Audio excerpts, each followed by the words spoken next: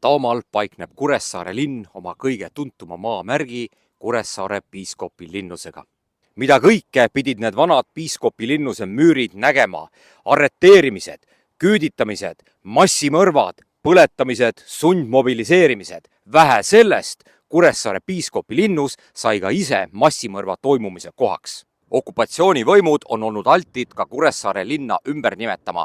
Saksa okupatsiooni ajal oli Kuressaare ametlik nimi Arendsburg, Nõukogude okupatsiooni ajal, aga 36 aastat oli Kuressaare nimeks hoopis Kingissepa. Lossi tänav on Kuressaare üks tähtsamaid tänavaid. Saksa okupatsiooni ajal muide kandis see Adolf Hitleri nime ja 1945. aastal nimetati see Jossif Stalini nimeliseks tänavaks. Piiskopilinnuse vahetusläheduses Uus- ja Vana-Roomassaare tänavate vahel avanes veel 1941. aastal taoline vaade. Ent sakslaste kohale jõudes 1941. aasta sügisel oli vaatepilt hoopis taoline. Tänapäeval näeb see sama koht välja aga hoopis selline. Kui räägime Teise maailmasõja sündmustikust Kuressaares, siis võiksime kindlasti mainida kirjanikku ja Eesti populaarsete laulutekstide autorit Albert Uustuldi. Ta oli sündinud aastal 1925 ja kui ta oli 18-aastane, siis aastal 1943 mobiliseeriti ta Saksa sõjaväkke, kus ta järgmisel aastal põgenes. Hiljem tuli Uustundil viibida ka veel Nõukogude Liidu vangilaagris. Nii et Saaremaa mees Uustund on kõik Teise maailmasõja õudused ise oma nahal ka üle elanud. Uustundi paljudest romaanidest võiksime mainida 5-osalist Tuulte tallermaad, mida on peetud ka saarerahvad tõeks ja õiguseks. Tema väga paljudest tuntud lauludest võiksime mainida aga näiteks Tüdruk, armastan päikest ja tuuli. Albert Uustundi haud muide paikneb Kuressaares Kudjape kalmistul. Kui võrdleme Teise maailmasõja aegset Tallinna tänavat tänapäeva Tallinna tänavaga, siis olgu mainitud, et Nõukogude ajal ehitatud veetorn elamu on üldse Kuressaare kõige kõrgem hoone. Mis puudutab Saaremaa kui terviku rahvaarvu, siis enne Teist maailmasõda elas Saaremaal märgatavalt rohkem elanikke kui praegu, lausa 54 000. Aastal 2018 elas Saaremaal näiteks 31,8 000 inimest, ehk siis palju vähem. On öeldud ka seda, et Teise maailmasõja tulemusel vähenes erinevatel põhjustel Saaremaa rahvaarv lausa veerandi võrra. Enne Teist maailmasõda elas Kuressaare linnas üle 4500 inimese ja märkimisväärne osa, ehk siis 8% Kuressaare rahvast olid baltisakslased. Pisut rohkem kui kuu aega enne Eesti ja Nõukogude Liidu vahelise baaside lepingu sõlmimist 20. ja 21. augustil 1939 külastas Saaremaad vabariigi president Konstantin Päts ja teda tervitas Kuressaare linnas lausa 9000 inimest. Oma visiidi käigus külastas president Päts ka Kuressaare piiskopilinnust. Talle pakuti siin hõrku õhtusööki. Rahvas jälgis samal ajal siin piiskopilinnuse hoovis, aga ilutulestikku. President Konstantin Päts 1939. aasta augustis Kuressaare keskväljakut külastamas. Pätsi lähedal näeme Kubermangu maja.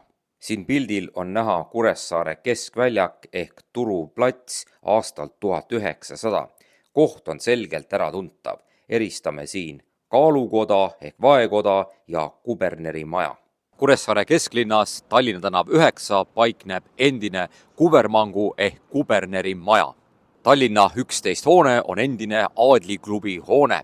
1922. aastal osteti see ära postkontori tarbeks ja postkontor oli siin ka Teise maailmasõja aastatel. Tallinna tänava alguses, Tallinna tänav 1, paikneb väga märgiline hoone. Tegemist on Wildenbergi majaga.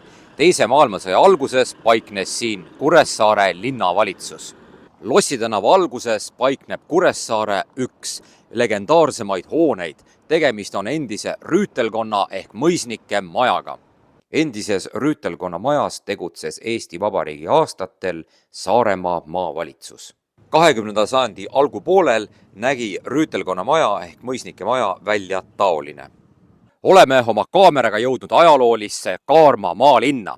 Mõni päev enne Molotovi-Ribbentropi pakti sõlmimist pidas vabariigi president Konstantin Päts siin rahvale kõne ja sellest kõnest luges rahvas hiljem välja raskete aegade ettekuulutust. Oma Saaremaa visiidi lõpetuseks ütles 21. augustil Kaarma maalinnal president Päts nõndamoodi. Ja kui see peaks tõesti viimne kord olema teid näha, siis võtke minu poolt vanamehe õnnistus teele kaasa, et elu, nagu see siin praegu on, ka nii edasi läheks. 1939. aasta oktoober oli Saaremaal ja Kuressaares väga ärev. 20. oktoober 1939 lahkus sadamast laev Adler 315 balti sakslasega ja juba järgmisel päeval ehk siis 21. oktoobril tulid esimesed Nõukogude baasi väelased Kuressaarde. Balti sakslased lahkusid Kuressaarest aurikul, mille nimi oli Adler ja see Adler on näha siit pildilt. Mis puudutab baasivägede tulekut Saaremaale 1939. aastal, siis on öeldud, et kõige suurem koormus ruumide eraldamisel omavalitsuste hulgas lasus just Kuressaare linnavalitsusel. Saaremaale Kuressaarde tuli majutada lausa 4000 punaväelast. Millised ruumid Kuressaare linnas punaväelastele siis üle anti? Punaväelastele anti üle hulga Kuressaare väärtuslikke hooneid, näiteks kuurhoone, lugemistuba, Saaremaa Merispordi Seltsi klubihoone, linna ja uus Mudaravila Pargi tänaval ning punaväelastele anti üle ka lausa 5 võõraste maja: Kuldoda, Bellevue, Meissneri, Plati ja Waldmanni pensionid ning ka 3 koolimaja: Saksa gümnaasium, endine Kuressaare algkool ja Kaarma suure vallamajas tegutsenud algkool. Piiskopi linnuse vahetus läheduses paikneb legendaarne Kuressaare kuursaal. Juba 19. sajandi lõpul, mil see hoone siia rajati, kujunes sellest Kuressaare kui kuurordi seltskonnaelu keskus. Uhke kuursaali hoone oli avatud 1889. aastal ja muide, 1922 saabunud mudavanne võtma Kuressaarde ka meie rahvakirjanik Oskar Luts, kes aga Mudaravilasse minnes kunagi kuursaalist mööduda ei saanud ilma sinna sisse astumata. Ja siis Luts ütles ise niimoodi: just minu narrimiseks ja trotsimiseks oli see pagana restoran seal. No kuidas sa lähed mööda ja sinna korraks sisse ei astu? Lihtsalt, et jalad saaksid veidi hinge tõmmata. Nii istuski Luts iga jumala päev kuursaalis ega jõudnud raviks kavandatud 2 nädala jooksul mitte kordagi mudavanni. Jah, tõepoolest, isegi legendaarne lugemistuba läks Nõukogude armee käsutusse. Kui räägime Bellevue ja Plati pensionitest, siis olgu mainitud, et Bellevue pension paiknes Lossi tänava lõpuosas otse pargi ääres ja sellel oli suur aed. Plati pensioni pidas Anna Platt, tema pensionis käis näiteks 1935. aastal suvitamas ka Miina Härma ja Plati pension paiknes Roomassaare Mudaravila läheduses.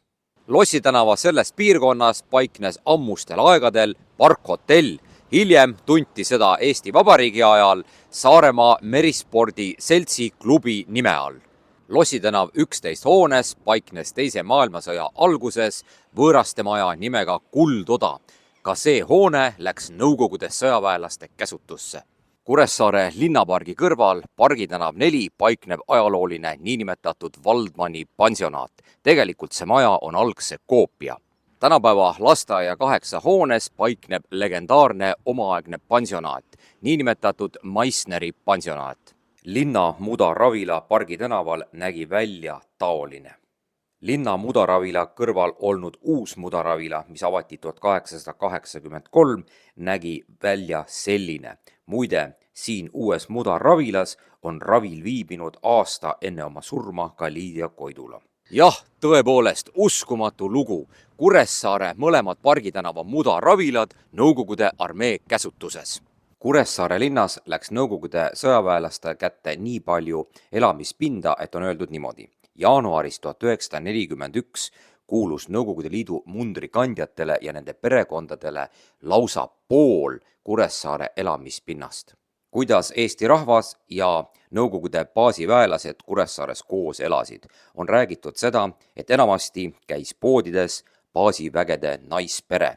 kaupu osteti oma pere vajadustele, aga samuti ka saatmiseks Venemaale, sugulastele ja tuttavatele. Kohapealsetele müüjatele jäi silma ohvitseriprouade nõudlik ja kõrgivõitu käitumine. Näiteks 1940. aasta talvel saadeti sõjaministeeriumile üks ettekanne, kus on kirjas üks juhtum, mis ühes Kuressaare riideäris toimunud. Poodi oli sisenenud vanapoolne venelanna sooviga osta siitpesu. Müüja oli pakkunud aga hoopis milaneespesu, öelnud, et siitpesu neil hetkel ei ole. Selle peale oli elatanud venelanna öelnud, et see on rämps ja kodumaal nemad sellist kehva pesu nüüd küll ei kanna. Seepeale kiskunud ärritunud müüja oma ülemised kleidinööbid lahti, näidates, et temal on seljas just selline pesu ja tema olevat sellega väga rahul. Ühtlasi palunud ta venelannal demonstreerida, millist pesu tema ise kannab. Proua olevat kohkunud, läinud näost punaseks ja lahkunud ust paugutades poest. Ikka ja jälle võime kirjandusest lugeda seda, et paljud baasiväelased polnud oma elus näinud vesiklosetti ja juhtum leidis kinnitust ka Kuressaare linnas. Oli siis niimoodi, et ühte Kuressaare korraliku vesivarustusega majja pandi elama punaväe ohvitser koos oma prouaga. Pärast majaomanike Saksamaale siirdumist oli sellesse majja elama jäänud ainult üks elatanud proua. Ohvitseri proual polnud muud teha, kui päevade kaupa mööda poode seegelda ja oma mehele õhtusööki valmistada. Ühel päeval ostnud ohvitseri proua oma mehele turult priskeid räimi, puhastanud need ära ja hakanud neid klosetipotis pesema. Varsti tulnud suure kisaga oma mehe juurde kaebama, et perenaisel olla selline seadeldis, mis kalad ära varastas. Tema pannud kalad ühte nõusse ja hakanud neid pesema, aga kui vett peale tõmbas, olid kalad kadunud nagu tinatuhka. Ohvitser tormanud vanaproua majja, et asjale selgust saada ja sellel vanaproual olnud tükk tegemist, et ohvitserile selgitada, mis asi on vesiklosett. Kohtutänav 4 hoones paiknes veel vabariigi aastatel võõrastemaja ja restoran nimega Kommerts.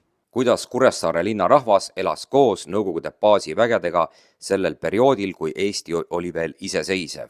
Kohalike kuressaarlaste hulgas tekitas suurt kõmu mereväe ohvitseride jooming 12. veebruaril 1940 võõrastemajas restoranis nimega Kommerts, kus sõjaväeinsener nimega Uskov jõi enese nii purju, et ta tuli lausa kaaslaste poolt majast välja kanda. Aeg-ajalt esines punaväelaste poolt ka Kuressaare inimeste röövimisi. Esines juhtumeid, kus sõjaväevormis baasiväelased pidasid kusagil pimedas äärelinnas relvade otsimise eesmärgil kinni rahulikke elanikke ja röövisid neilt raha. 16. novembril 1940 juhtus väga skandaalne lugu Tori linnaosas, kus hukkus sõjaväeauto rataste all Saaremaa ühisgümnaasiumi õpetaja nimega Eduard Järvalt. Talle sõitis suurel kiirusel otsa ebakaines olekus punaväelane. Ja üks juhtum, mis oli juba okupeeritud Eestis. Punaarmee tunnimees ilmselt mingisuguse eksituse tõttu laskis maha 17-aastase Kuressaare 9. klassi õpilase. 17. juunil 1940 okupeeris Nõukogude Liit lõplikult Eesti Vabariigi ja algas Nõukogude okupatsioon. Eraisikutelt ja kaitseliitlastelt korjati otsemaid ära relvad ja Kuressaares koguti need kokku Allee 1 asunud Kaitseliidu malevas staapi. Seal oli siis enne asunud Michelseni pansionaat. Ja on öeldud seda, et neid Eesti meeste relvi kasutati hiljem okupeeritud Eestis juba hävituspataljoni relvastamiseks. Piiskopi linnuse vahetus läheduses Allee tänav 1 hoones paiknes Teise maailmasõja alguses Saaremaa Kaitseliidu hoone. Varem oli seal majas tegutsenud niinimetatud Michelseni pansionaat. Michelseni pansionaati oli omal ajal pidanud range leskproua ja gümnaasiumiõpetaja nimega Elspeth Michelsen ja on öeldud, et tema juurde võisid vanemad saata oma vallalisi tütreid ka päris üksinda. Elspeth Michelsen võttis need tütarlapsed kõik oma emaliku ent range hoole alla. Kaitseliidu kodu ehk siis endine Michelseni pansionaat nägi välja selline.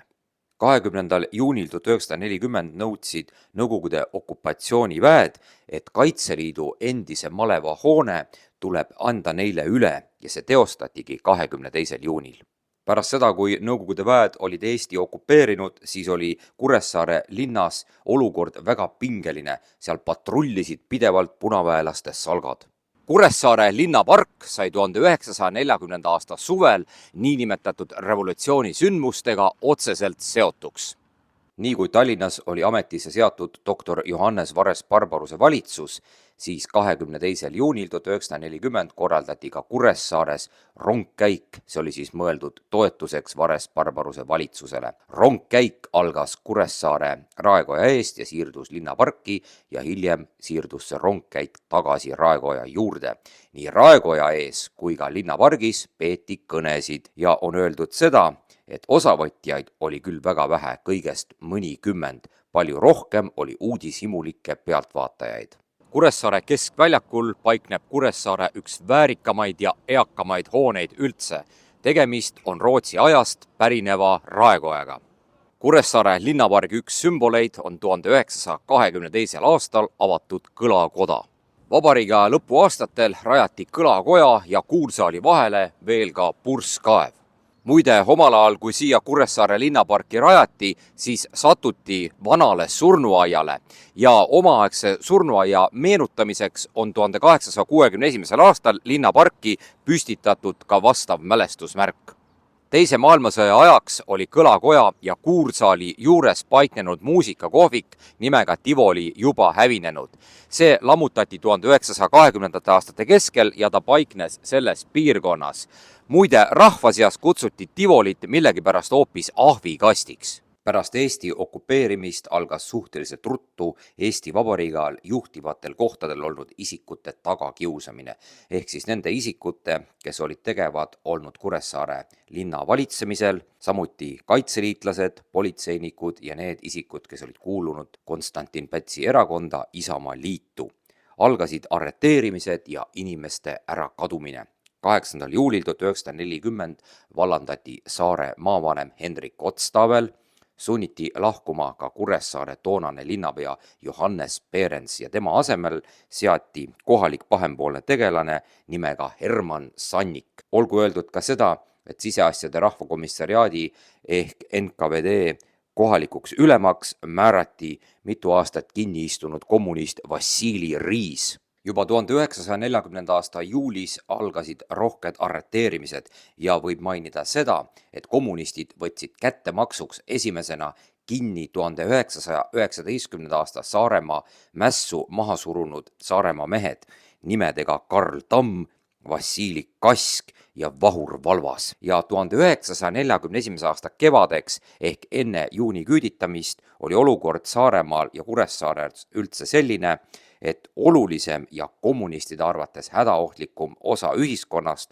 oli juba arreteeritud, sealhulgas endine maavanem Otstavel ning endine Kuressaare linnapea Behrens. Viimane iseseisvusaegne Saare maavanem Hendrik Otstavel arreteeriti okupantide poolt 17. aprillil 1941 ja ta tapeti 7. mail 1942. Viimane iseseisvusaegne Kuressaare linnapea Johannes Behrens arreteeriti okupantide poolt 19. aprillil 1941 ja ta suri järgmisel aastal Venemaal surmalaagris.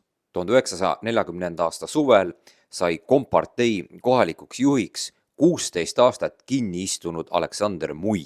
21. juunil 1940 oli Patarei vanglast vabastatud Saaremaa 1919. aasta mässu ja 1924. aasta 1. detsembri ülestõusu osaline kommunist Aleksander Mui, kes saabus otsemaid Saaremaale juhtima võimu haaramist.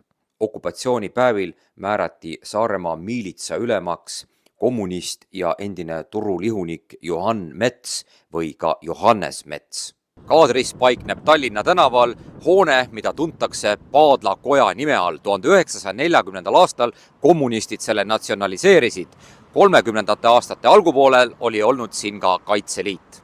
Lossi tänav 7 paikneb 18. sajandi lõpul ehitatud niinimetatud Löönekoda. Nõukogude ajal Löönekoda natsionaliseeriti ja see oli siis Nõukogude sõjaväelaste käsutuses. Muide, palju aastasadu varem, 1804, oli Löönekoda külastanud keiser Aleksander I, ta osales seal pallil. Jah, tõepoolest, just selles hoones on pallil viibinud keiser Aleksander I.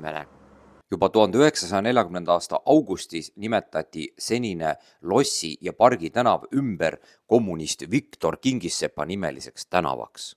1940. aasta juulikuus organiseerisid kommunistid riigivolikogu ehk parlamendi valimised, et see riigivolikogu taotleks ühinemist Nõukogude Liiduga ja 6. augustil 1940 Eesti Nõukogude Liiduga ametlikult ka ühendati. Valimiste käigus 13. juulil 1940 kuulutas Herman Sannik, kes oli määratud uueks Kuressaare linnapeaks, ajalehes Meie Maa nõndamoodi. Ainult rahvavaenlased jäävad koju ja jätavad hääled andmata. Kommunistid kõrvaldasid valimistelt kõik konkureerivad kandidaadid. Siin paikneb ajalooline Kuressaare Eesti Seltsi hoone. See hoone müüdi seltsile aastal 1911 ja muide, kunagi oli Kuressaare Eesti Seltsi esimees koguni meie välisminister Ants Piip ise. Kuressaare Eesti Seltsi likvideerisid kommunistid juba 1940. aastal. Jõudis kätte Eesti rahva jaoks nii traagiline kuupäev, 14. juuni 1941, juuni küüditamine. Kuressaaret tabas juuni küüditamine eriti rängalt, sellepärast et mõni nädal hiljem, juuli algul, toimus veel teine küüditamislaine, mis oli esimesest veel ohvrite rohkem. Mälestamaks Saaremaalt küüditatuid on Kudjape kalmistule püstitatud ka mälestusmärk. Juuli algul 1941 Kuressaares kinni võetud ja küüditamisele määratud inimesed saadeti Siberi poole teele just siit, Roomassaare sadama kaudu. Ja selle sündmuse mälestamiseks on siia paigaldatud mälestusmärk, mis koosneb siis sõukruvist ja tagasihoidlikust kivist. Mitte kaugel keskväljakust paikneb Kauba tänav. Siin on Kauba 7 hoone. Kauba 7 hoone oli toona Saaremaa kompartei komitee käsutuses ja 13. juunil 1941 koguti sinna majja kokku parteiliikmed, parteiliikmekandidaadid ja parteitud punaaktivistid. Nad saadeti koos punaväelastega ööl vastu 14. juunit varem ettevalmistatud nimekirjade järgi inimesi küüditamiseks kinni nabima. Tallinna ja Karja tänava ristil paikneb aastal 1912 avatud Kuressaare metodisti kirik. Pöörakem tähelepanu kiriku juures olevale avarale platsile. Üks päev enne küüditamist ehk siis 13. juunil 1941 tuli valikorraldus, et kõik autobussid ja veoautod olgu õhtul kella 9 rivistatud metodisti kiriku juures olnud platsile. 14. juunil 1941 viidi Saaremaalt ära 534 inimest ja 1.–3. juulini 1941 toimunud teise küüditamise käigus siis veelgi rohkem inimesi, 610. Kui esimese küüditamislainega viidi küüditatud inimesed ära Jaagarahu sadama kaudu, siis teine küüditamine puudutas Roomassaare sadamat. Ehk siis kokku küüditati Saaremaalt circa 1100 inimest. 14. juunil 1941 Kuressaarest küüditatud inimesed koondati kokku Jaagarahu sadamasse ja veeti sealt laevadega Rohuküla sadamasse. On meenutatud seda, et Jaagarahu sadamas olevat sadamasillal kärkinud miilitsaülem Juhan Mets ise. Tallinna tänaval paikneb Kuressaare üks tuntumaid maamärke, Laurentiuse kirik. Lossi tänaval paikneb ka Kuressaare õigeusu kirik. Kuidas see kirik sai seotuks Teise maailmasõja sündmustikuga? Selles Püha Nikolai nimelises õigeusu kirikus oli 8. novembril 1930 avatud mälestusaltar. See oli siis pühendatud koguduse liikmetele, kes olid langenud Esimeses maailmasõjas ja Vabadussõjas. Mida tegid siis kommunistid? Kommunistid katsid altari musta värvi riidega kinni. Rüütelkonna hoone vahetus läheduses paikneval platsil avas riigivanem Jaan Tõnisson 1928. aasta 29. juulil Vabadussõja mälestussamba. Riigivanem Jaan Tõnisson avamas Kuressaare Vabadussõja mälestussambast. 4 päeva enne Nõukogude Saksa sõja algust 18. juunil 1941 arenesid siin vägagi dramaatilised sündmused. Kommunistid hävitasid Kuressaare Vabadussõja mälestussamba. Muide, Vabadussõja samba autoriks on tuntud kunstnik Amandus Adamson. Vabadussõja samba hävitamise kohta on öeldud niimoodi, et osaliselt see purustati, osaliselt demonteeriti ja tühjaks jäänud kohale tehti lausa lillepeenar. Sügisel 1941 saadi ära viidud sõduri kuju ja mälestustahvlid kätte koguni Kuressaare piiskopi linnusest ja 11. detsembril 1941 pandi sammas uuesti püsti, kuid 1945. aastal kommunistid hävitasid samba lõplikult. Praegune sammas on algse koopia. Vabadussõja samba purustamine kommunistide poolt kestis lausa 6 tundi ja selles osalesid kohalikud punased võimumehed koos punaväelaste ja miilitsatega. Kasutati samba lõhkumiseks 2 traktorit ja veoautot. Pronkskuju eemaldati köitega, graniitalus lõhuti kangidega ja kasutati ka lõhkeainet.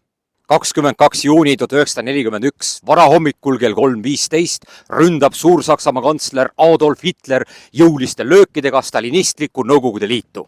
Otse loomulikult hakkas Nõukogude-Saksa sõda kohe mõjutama ka Kuressaare linna elu. Muide, üle 70% meie kanali vaatajatest pole vajutanud tellinuppu. Kanali tellimisega ei kaasne mingeid kohustusi ja see on tasuta. Seega, aidake meil astuda sammuke lähemale eesmärgi täitumisele, 10 000 tellija kokkusaamisele. aitüma toetuse eest! Juuni lõpul ja juuli algul 1941 moodustati Kuressaares ka hävituspataljon ja üheaegselt kuulus sellesse circa 200 meest. Selle isikkoosseis paigutati Pikal tänaval asunud Saksa gümnaasiumi endisesse hoonesse. Siis oli see Nõukogude piirivalveklubi, millega tegeles siis Kuressaare hävituspataljon. Ta võitles metsavendluse vastu ja viis ellu põletatud maa taktikat. Muide, hävituspataljoni staap paiknes toona tänapäeva Kiriku tänav 2 hoones. Oleme Kuressaare Pikal tänaval. Lausa uskumatu on mõelda, et siin paiknes veel vabariigi aastatel Saksa gümnaasium ja tolles hoones on viibinud nii Georg Lurich kui ka Aleksander Kerenski. Pika tänava Saksa gümnaasiumi hoone tervena nägi välja taoline. Ja siit nähtub Saksa gümnaasiumi olukord pärast sõda. Saksa gümnaasiumi hoone oli sisse õnnistatud 1896. aastal ja 1899. aastal andis Kuressaares paar nädalat etendusi Georg Lurich, sealhulgas selles samas majas. 1908. aastal toimus selles majas kohtuprotsess 1905. aasta revolutsiooni sündmustes osalenud inimeste üle ja üks nende kaitsja oli Venemaa tulevane peaminister Aleksander Kerenski. 1941. aastal hõivasid Saksa väed Kuressaare linna 21. septembril ja on öeldud seda, et toona ei hakanud punaväelased Kuressaaret üldse tõsisemalt kaitsmagi, vaid pagesid ummisjalu Sõrve poole, kuid punaväelased suutsid enne jalgalaskmist maha põletada hulga Kuressaare hooneid, lausa 30 tükki. 2 hoonet põles maha aga lennukipommi tabamusest ja nende 30 hoone hulgas oli näiteks ka igasuguseid abiehitisi, kuure, keldreid, aitasid, ladusid, aga isegi ühe kanala suutsid punaväelased maha põletada ja nad põletasid maha ka ühe tuuleveski. Tuleroaks langes ka 10 elamut, 3 tööstushoonet ja 1 mudaravila. Kuidas siis Roomassaare mudaravila hävitamine toimus? Toimus see 1 päev enne sakslaste saabumist, 20. septembril 1941. Hilisõhtul süütasid bolševikud mudaravila, seal mudaravilas oli olnud siis lennuväe ladu. Pimedal ööl kerkisid tohutud tulekeeled Kuressaare taeva poole. Omaaegse Roomassaare mudaravila asukohta markeerib tänapäeval kaadris nähtav mälestuskivi. Transvaali tänavas tänapäeva bussijaama vastas paikneb Päästeameti maja. Veel teise maailmasõja alguses oli siin üks suur Hollandi tüüpi tuulik, niinimetatud Mülemani veski. Teine maailmasõda sai sellele veskile saatuslikuks, see põles ära. 20. septembril 1941 ehk 1 päev enne sakslaste linna saabumist näitas miilitsaülem Mets veel oma võimu. Ta käis mööda linna, revolver peos ja ajas inimesi tänavatelt minema. Sakslased vallutasid Kuressaare siis 21. septembril 1941 ja enne seda olnud kuressaarlased mitu päeva hirmul, et taganedes põletavad bolševikud terve linna maha. Loode tammikust kujunes juba 19. sajandi lõpul üks Kuressaare rahva peamisi väljasõidukohti. Kui tulla mere äärest tänapäeva linnuvaatustorni juurest, siis enam-vähem selles kohas paiknes populaarne rannakohvik nimega Port Artur. 1941 see kohvik hävines sõja käigus. Port Arturi kõrts, mida omal ajal oli aktiivselt külastanud ka meie legendaarne metskapten Kihnu Jõnn, põles maha 1941. aastal. 21. septembril 1941 pärast sakslaste linna saabumist lehvis Pritsimaja tornis Saksa sõjalipp ning Raekoja katusele heisati Eesti sinimustvalge. Kaadris paikneb Kuressaare üks tuntumaid hooneid Tallinna tänava alguses. Tegemist on endise Pritsimajaga. Nii kui oli puhkenud 22. juunil 1941 Nõukogude Saksa sõda, siis läks Kuressaares punane terror veel jõhkramaks kui enne. Arreteeritud paigutati algul Kuressaare vanglasse Tallinna tänaval ja sellest jäi väheks. Siis otsiti lisapinda ja võeti kasutusele Saaremaa piiskopi linnuse erinevad hooned, näiteks Werner Hoffmanni maja ja ka endine Osilia veinivabriku hoone. Kuressaare piiskopi linnuse territoorium oli täielikult Punaarmee ja NKVD kontrolli all. See maja, Tallinna tänav 19, on teise maailmasõjaaegse Kuressaare sündmustiku üks võtmetähtsusega maju. Siin paiknes politsei ja kohus. 20. sajandi alguses nägi Tallinna tänav 19 hoone välja selline. Kuressaares määras karistusi sõjatribunal, mis tegutses tänapäeva Uuel tänaval ja sõjatribunal oli ennast sisse seadnud majas, mis oli kuulunud advokaat Peeter Varestile ja selle Varesti olid Nõukogude võimud küüditanud Venemaale. Tapatöö algas juba juuli teisel poolel 1941 ja kulmineerus septembri keskpaiku pärast sakslaste maale tulekut Muhu saarele. Ümberkaudsete elanike sõnul oli lossi hoovist öösiti olnud kuulda tulistamist ja karjeid, mida mõrvarid püüdsid summutada lausa traktori mürinaga. Juba tükk aega enne Kuressaare hõivamist sakslaste poolt levisid Kuressaares kuulujutud, et Nõukogude sõjaväe kontrolli all olevas Kuressaare lossi hoovis hoitakse kinni vange ja räägiti Kuressaares ka seda, et öösiti kostvad piiskopi linnuse hoovist püssipaugud. Juba 21. septembri 1941 peale lõunal, vahetult pärast seda, kui Nõukogude väed olid Kuressaare linna maha jätnud, algas Kuressaare lossi hoovis arvatava kuritöö jälgede otsimine. Kui siseneti Kuressaare piiskopi linnuse territooriumile, siis jäi kõigepealt silma see, et majade uksed olid pärani, ruumid täiesti segi paisatud. Tuleb mainida seda, et 21. septembril ei julgetudki veel linnusesse siseneda, sellepärast et kardeti, et bolševikud on linnuse mineerinud. Kui 21. septembril linnuse territooriumilt veel laipu ei leitud, siis järgmisel päeval leiti küll ja lausa korraga 8 tükki. Sealhulgas oli 3 inimest visatud lausa linnuse territooriumil olnud kaevu. Siin paikneb endine Osilia veinivabriku hoone. 1941. aasta Kuressaare sõjasündmuste päevil kasutasid kommunistid seda hoopis vanglana. Mu selja taha jääb Saaremaa piiskopi linnuse püssirohutorn. Selle keldris arenesid 1941. aasta sügisel lausa põrgulikud sündmused. Lausa põrgulik päev Kuressaare ajaloos on 25. september 1941, mil püssirohutorni keldrist leiti korraga 31 laipa. Laipu pandi välja kaevama vangi langenud hävituspataljonlased ja Nõukogude aktivistid. Meenutamaks siin piiskopi linnuse territooriumil toimunud massimõrva on siia paigaldatud mälestustahvel. Siin pildil on näha siis püssirohu keldri ava, kust laibad välja veeti. Laibad on paigutatud Kuressaare lossi hoovi. Kuressaare piiskopi linnuse vahetus läheduses paiknevad 2 aadlielamut, niinimetatud Ekesparre villat. Vasakul pool maja numbriga 16 ja paremal pool numbriga 27. Vasakpoolset maja tuntakse ka Werner Hoffmanni maja nime all.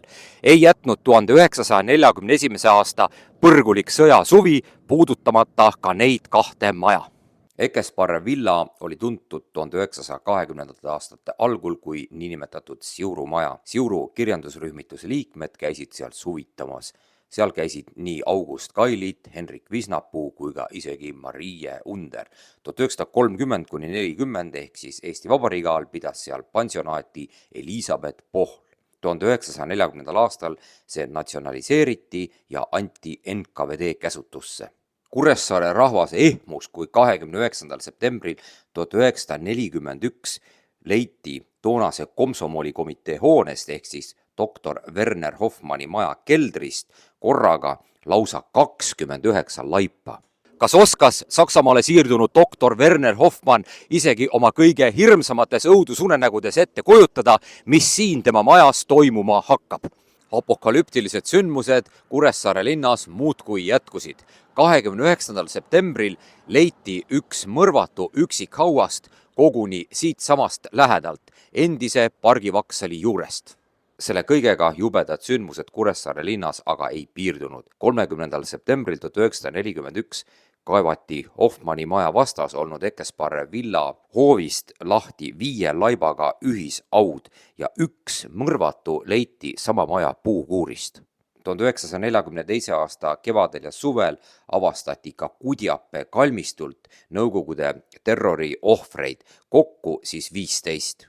Rääkides Kuressaare massimõrvast tuleb mainida, et mitukümmend ohvrit maeti hiljem ümber siiasamasse Kudjape kalmistule. 90 ohvriga Kuressaare lossihoovi veretöö on ohvrite arvu ja toimepanemise viisi poolest 1941. aasta sõjasuve üks rängemaid Nõukogude okupatsioonivõimude poolt toimepandud kuritegusid Eestis. 1941. aastal sai Kuressaare linn otseselt seotuks ka Ruhnu saarel toimunud vastuhakuga Nõukogude võimule ja siia Kudjape kalmistule on langenud ruhnlastele püstitatud ka mälestuskivi. 1941. aasta suvel toimus Ruhnu saarel vastuhakk Nõukogude võimule. Kohalikud elanikud, kes olid infost ära lõigatud, kuulsid, et 8. juulil 1941 on sakslased Eesti territooriumile sisenenud ja nad kukutasid Ruhnu saarel Nõukogude võimu, kuid 6. augustil asus Saaremaalt teele salklaevu 500–600 meheline dessant punaväelasi. Nad vahistasid 5 ruhnlast ja 3 mitteruhnlast. Nad viidi Saaremaale, Kuressaarde ja 5 Ruhnu saarelt pärit mässust osa võtnud hukati piiskopi Linnuse territooriumil. Suursadama 23 maja on tuntud kui doktor Karstensi maja. Doktor Karstensi maja pärast sõda nägi välja selline suhteliselt kehvas olukorras. Doktor Karstensi majast järgmine maja numbriga 25 hävines teise maailmasõja käigus. Suursadama 25 maja oli kuulunud Oskar Wildenbergile ja see maja hävines 1941. aasta sõjasündmuste käigus.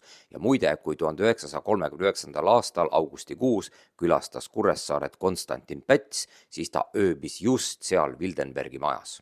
Wildenbergi maja, kus 39. aastal ööbis president Päts, nägi sõja järel välja selline.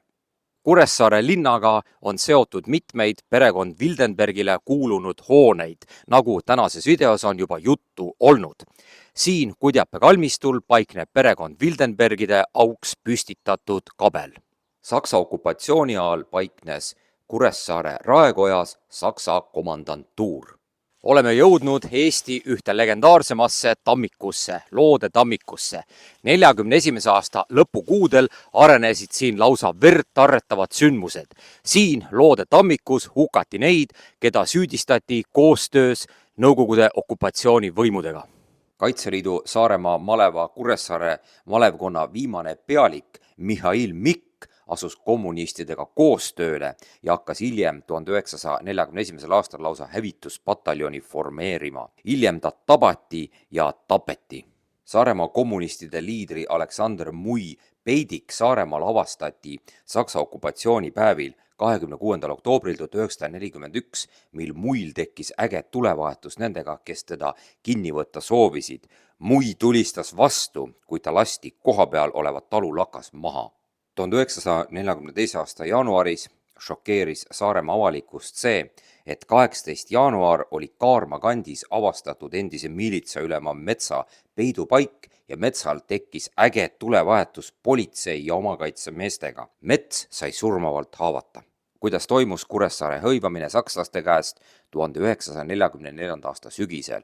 Toona peeti linna pärast mõnetunnine lahing sakslaste ja Nõukogude relvajõudude hulka kuulunud Eesti laskurkorpuslaste vahel. Enne seda tabas Kuressaare linna mitu Nõukogude jõulist õhurünnakut. Kuigi Nõukogude lennukid sihtisid eeskätt Roomassaare sadamat, siis loomulikult ei säästetud ka linna ennast. Kuressaarest taganevad sakslased põletasid maha oma toidulaod, nad olid sinna kokku kogunud vähemalt 2 kuu toiduvarud ja need toiduvarud asusid ka mitmes koolimajas. Juba 29. septembril 1944 toimus Nõukogude suur õhurünnak Kuressaarele ja tuli möllas linnas terve öö. 1944. aasta sügisel hõivasid Nõukogude väed Kuressaare siis 7. oktoobril. Pärast linna hõivamist määrati Kuressaare esimeseks sõjakomandandiks Eesti laskurkorpuslane Vassili Külaots, kes ütles siis niimoodi, et sakslased on Kuressaare linnas rikkunud elektrijaama ja süüdanud põlema suuremad hooned, eeskätt koolimajad, kus asusid nende mitmesugused laod. Roomassaare sadam olevat Külaotsa sõnul põhjalikult purustatud. Sakslased jätnud Külaotsa sõnul linna tänavatele maha 42 autot ja 10 suurtükki ning ka muud sõjatehnikat. Linna sõjakomandandiks määratud Vassili Külaots seadis end sisse rüütelkonna hoones ja Saksa sõjavangid sobivate ruumide puudumise tõttu paigutati koguni raekoja keldrisse ning vaekotta. Tallinna tänava alguses paikneb juba 17. sajandist pärinev kaalukoja ehk vaekoja hoone. Tallinna tänava alguses paikneb Ferrumi kaubanduskeskus. Veel teise maailmasõja ajal olid siin hoopis 2 hoonet. Need mõlemad hävinesid maailmasõja käigus. Ferrumi koha peal oli siis 1944. aastani 2 Kuressaares väga tuntud hoonet. Raekojapoolne hoone oli olnud endine linnakooli hoone. See hävines ka selle kõrval olnud hoone, mis oli kunagi olnud eakate aadlipreilide varjupaik. Vabariigi ajal sai sellest aga emade ja rinnalaste kodu. Endine rinnalaste kodu ja algkool on näha siit pildilt siis tervena, millised nad olid enne sõda. Siin on siis Kuressaare raekoja hoone. Nagu näha, on Kuressaare raekojal siin ka veel torn. 1931. aastal see torn varisemisohtlikkuse tõttu eemaldati. Rinnalaste kodu põlemine on näha siit pildilt. See on siis 1944 sügis. Siin pildil on näha 1944. aasta sõjategevuse käigus ränki purustusi saanud endine rinnalaste koduhoone. Tänapäeval on siin Ferrum.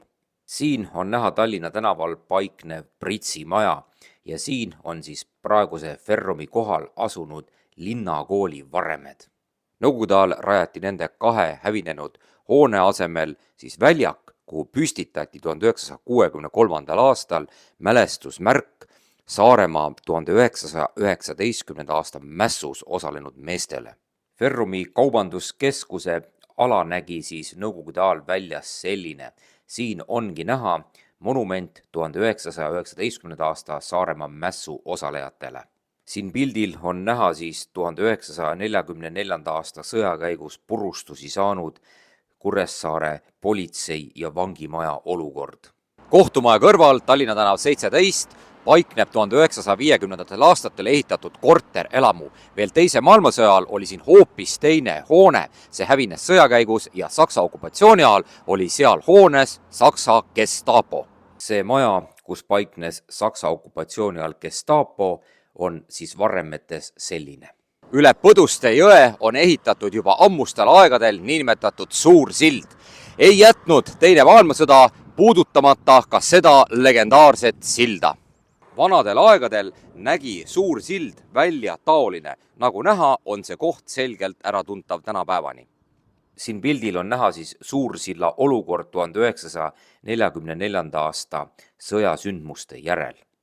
Piiskopi linnuse ja pargi vahetus läheduses paikneb Pärna tänav ja Pärna tänav 4 hoone koha peal oli teise maailmasõja ajal veel hoopis teine hoone, Suure Kaarma vallamaja, mis hävines sõjas. Pärna 4 territooriumil paiknenud Kaarma suure vallamaja oli ehitatud 19. sajandi lõpul ja see oli Saaremaa vallamajadest üldse kõige suurem ja kõige kallim. Selles hoones alustas tegevust ka Kaarma suure 6-klassiline algkool. Maja põles 1944. aastal küll maha, kuid müürid säilisid ja selle koha peale ehitati uus maja.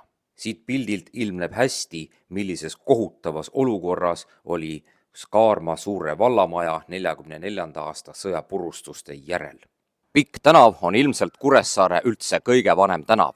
Pikk tänav 31 paikneb ajalooline gümnaasiumihoone, mis sai 1944. aastal ränki purustusi. Gümnaasiumihoone oli rajatud 1811. aastal. 1944 hoone süüdati, pärast sõda hoone küll taastati, kuid ei taastatud uhket katusetorni. Pika tänava gümnaasiumihoone nägi pärast sõjapurustusi põlenguid välja taoline. Pika tänava gümnaasiumihoone enne hävingut nägi välja selline. Nagu näha, siis siin on olemas veel ka torn.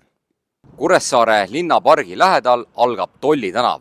Tolli tänav 1 paikneb legendaarne kinohoone. Kuressaare sai kino siin juba aastal 1912. Ent teise maailmasõja ajal sai Kuressaare kinohoone rängalt purustatud. Tolli tänav 27 paiknes veel teise maailmasõja aastatel Kuressaare elektrijaama hoone. 1944. aasta sügisel õhkisid selle hoone taganevad sakslased. Praegune hoone ehitati siia pärast sõda. Tolli tänaval asunud Kuressaare elektrijaamast jäi pärast sõjapurustusi alles ainult varemete väli. Paremal käel paikneb ajalooline Roomassaare sadam, mis avati juba nii ammu kui 1894. 1944. aastal keset teist maailmasõda tabas seda sadamat katastroof. Siit pildilt on näha mäherdune segadus valitses Roomassaare sadamas 1944. aasta sügisel. Muide 44. aasta sügisel vedelenud siin Roomassaare sadama territooriumil mitmekümne mahalastud hobuse korjused. Kuressaare piiskopilinnuse vahetusläheduses paikneb Kuressaare rannaala. Enam-vähem selles piirkonnas paiknes legendaarne Kuressaare rannakohvik. Otse edasi vaadates diagonaalis paiknes Paadi sadam ehk niinimetatud Tursa kirik ja üle vee Saksa jahtklubi ehk Kiisa kabel. Rannakohvik oli püstitatud aastal 1929 endise joogipaviljoni asukohta, mis oli hävinenud esimeses maailmasõjas. 1944. aasta sügisel põles rannakohvik Nõukogude pommil rünnakute tõttu maha. Selline nägi siis välja Kuressaare rannas 1929. aastal ehitatud rannakohvik.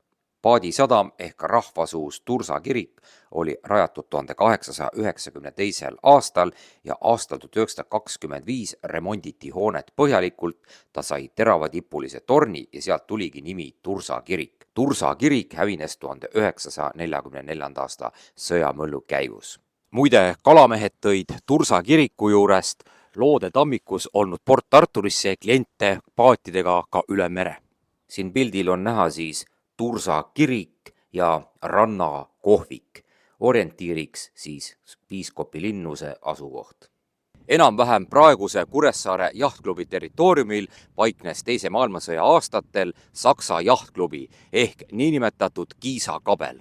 Balti-Saksa jahtklubi ehk niinimetatud Kiisa kabel oli ehitatud siis aastal 1909 ja see kadus maapinnalt aastal 1944, kui Kiisa kabel veeti minema haigla kütteks.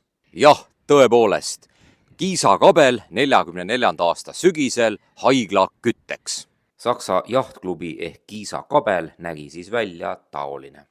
1937. aastal jõuti Kuressaare rannas lõpuks nii kaugele, et tänapäeva staadioni juures avati järjekordne uus rannahoone.